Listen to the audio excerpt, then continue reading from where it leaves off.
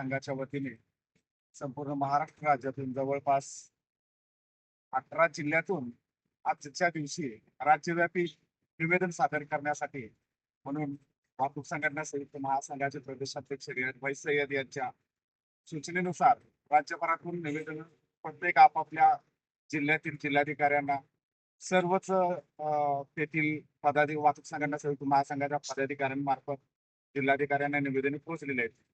विषय हा होता खाजगी व सरकारी ऍपमधील बाईक टॅक्सी सेवा तात्काळ बंद करण्यात, रिक्षा व टॅक्सी चालकांच्या रोजगारांचे संरक्षण करण्याबाबत म्हणून या विषयाबद्दल निवेदन जिल्हाधिकाऱ्यांना सादर करण्यात आलेले आहे.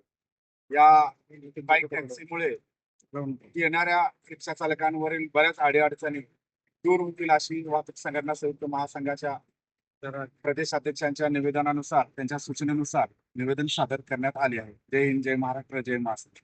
वाहतूक संघटना संयुक्त महासंघ महाराष्ट्र राज्य प्रदेशाध्यक्ष रियाजभाई सय्यद यांच्या सूचनेनुसार महाराष्ट्रातील तब्बल जवळजवळ 20 जिल्ह्यातून संघटनेकडून खासगी सरकारी ॲप बाईक टॅक्सीचे चालू करण्यात आलेले आहे. त्याच्यावर बंदी आणावी त्याबद्दल सर्व जिल्ह्यातून एकाच वेळी आजच्या दिवशी जिल्हाधिकाऱ्यांना निवेदन देण्यात आलेलं आहे आणि ते निवेदन आज सगळ्यांनी तिथं जिल्हाधिकाऱ्यांना दिलेलं आहे.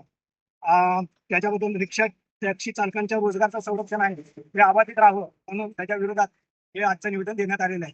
जय हिंद, जय महाराष्ट्र, जय महाराष्ट्र. ना कोणत्या पक्षाचा ना कोणत्या धर्माचा महासंघ फक्त चालतात. चालक बांधवावर जेव्हाही संकट आलं त्यावेळी धावून येणारा संघ म्हणजे एकमेव वाहतूक संघटना संयुक्त महासंघ.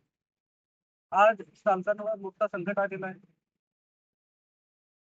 सेंट्रल गव्हर्नमेंट आणि राज्य सरकार या दोघांनी लोकांना रोजगार म्हणून 2017 साली खुले परवाने म्हणजेच ओपन परमिट हे धोरणेनुसार सर्वांना रोजगार मिळावा म्हणून ओपन परमिट सुरू करण्यात आले होते आणि त्या अनुषंगाने सोलापुरात जवळपास 13 ते 14 हजार नवीन परमिट घेण्यात आले आणि इथून राज्यात जवळपास 10 लाख परमिट नवीन घेण्यात आले. आणि या युवकांनी आपली एक रोजगारीसाठी, आपल्या एक व्यवसायासाठी बँकेकडून कर्ज घेऊन चालक व्यवसाय सुरू केला, रिक्षा व्यवसाय सुरू केला आणि ते व्यवसाय सुरू करत असताना सरकारवर एक विश्वास ठेवला की सरकारने जे धोरण केले परमिटचं आणि आम्हाला जे व्यवसाय दिलेला आहे त्यावर आम्ही ठामपणे राहून इमानदारीने व्यवसाय करू आणि आज ते इमानदारीने व्यवसाय करत आहे. पण सरकारने आज जे भूमिका घेतलेली आहे ते बाईक टॅक्सी.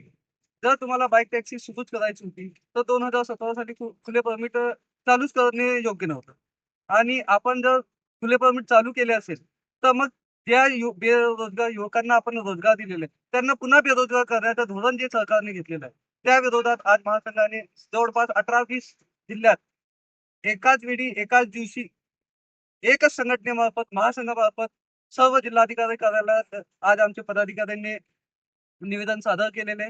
येणाऱ्या काळात आम्ही माननीय मुख्यमंत्री साहेबांची भेट घेऊन महासंघाचा शिष्टमंडळ भेट घेऊन मुख्यमंत्री साहेबांना हे दाखवून देऊ की आज बेरोजगारी एवढी वाढलेली आहे आणि त्यामध्ये जर रिक्षा चालकांवर असं गदा आणण्याचं काम जर सरकार करत असेल तर आम्हाला आंदोलन शिवाय दुसरा पर्याय राहणार नाही आणि ते राज्यव्यापी आंदोलन छेडण्याची ताकद महासंघामध्ये आहे. दुसरी गोष्ट, काही पत्रकार बंधूंनी आम्हाला विचारले होते की आपण इंधन दरवाढी विरोधात आंदोलन केले आणि तेव्हा रिक्षा चालकांनी पाठ फिरवली. तर त्यांचा एकच उत्तर मी देऊ इच्छितो की पाठ फिरवली नाही. आज सरकारने रिक्षा चालकांवर असं संकट आणलेलं आहे की रिक्षा चालक जोपर्यंत काम करत नाही तोपर्यंत त्याचं घर चालत नाही, त्याचे मुळे उपाशी पडतील. त्यासाठी रिक्षा चालकांना माहीतच आमच्यावर अन्याय झालेला, आम्हाला खूप सहन करावं लागत आहे, पण आमच्यात एवढी हिंमत नाही की आम्ही 2 तास पण एका आंदोलनासाठी काढू आणि सरकार विरोधात आंदोलन करू. आणि त्यासाठी आम्ही त्यांचे प्रतिनिधी म्हणून आम्ही शासन प्रशासनचे दारोदारी जाऊन त्यांना निवेदने आंदोलने आणि या आंदोलने मोर्चे काढण्याचा आम्ही प्रयत्न करत आहे. तुम्हाला माहित असेल आज रिक्षा चालकांची जी व्यथा आहे. काल एक रिक्षा चालक आला होतं, मला सांगितलं की साहेब मी सकाळी 5 वाजता रिक्षा काढतो का, म्हणजे 6-7 वाजेपर्यंत जर 50-100 रुपये पण व्यवसाय झालं तर त्या व्यवसायाच्या पैशांनी मी माझ्या मुलाबाळांना नाश्त्याची सोय करू शकतो. जर व्यवसाय नाही झाले तर माझे मुलं बाळ 9 वाजेपर्यंत बिना नाश्ता ते घरात बसतात. आज ही परिस्थिती रिक्षा चालकांची झालेली आहे. आणि अशात जर तुम्ही टू व्हीलर, बाईक, टॅक्सी सुरू केले, तर हे पूर्णपणे उद्ध्वस्त होण्याचे मार्गावर असणारा रिक्षा व्यवसाय. आणि आमची कडकडीची विनंती आहे, महासंघाची पूर्ण कडकडीची विनंती आहे, की आपण एक रिक्षा चालकांची व्यथा आपल्या सत्तेमध्ये उपमुख्यमंत्री एकनाथ शिंदे साहेब आहे, जे खास करून रिक्षा चालक म्हणून मुख्यमंत्री झालेले आणि ते स्वतःला सांगतात की मी एक रिक्षा चालक आहे. मी एकनाथ शिंदे साहेबांना कळकळीची विनंती करतो सर्व रिक्षा चालक बांधवांतर्फे, की आपण स्वतः एक रिक्षा चालक आहे. तर आपण या रिक्षा चालकांची व्यथा ऐकून घ्यावी. त्यांची जे परिस्थिती आज जे त्यांच्यावर संकट आहे, ते संकटवर कशा प्रकारे मात करता येईल याची उपाययोजना करावेत लवकरात लवकर. अन्यथा महासंघाला राज्यव्यापी आंदोलन केल्याशिवाय पर्याय नाही. जय हिंद, जय महाराष्ट्र, जय महासंघ.